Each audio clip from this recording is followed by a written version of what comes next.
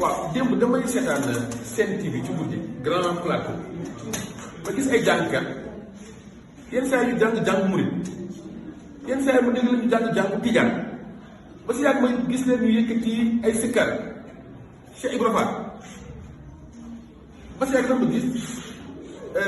Sëriñ Ibou Seyni Thiaw toog bu baax ma et j'ai compris que cette nuit ndeke était dédiée à Limamou Laye seen guddi la woon mais affaire bi neex ma trop parce que mais guddi la koo xam ni mais les mourides les tijaans tout le monde s'y retrouve loolu neex ma nag et puis muy loo xam dama ko yàgg a wax laa yéen yi macha allah ñoom dañoo mas a rafetal dañoo mas a yaatal ci loolu lañ dëgg parce que ci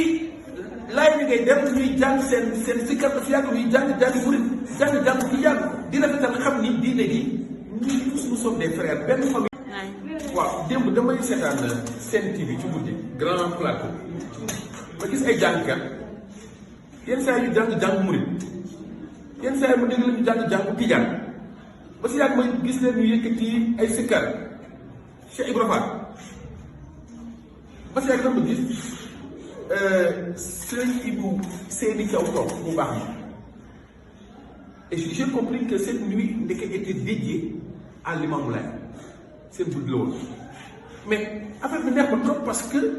mais guddi la koo xam ni mais les mourides les tijaans tout le monde s'y retrouve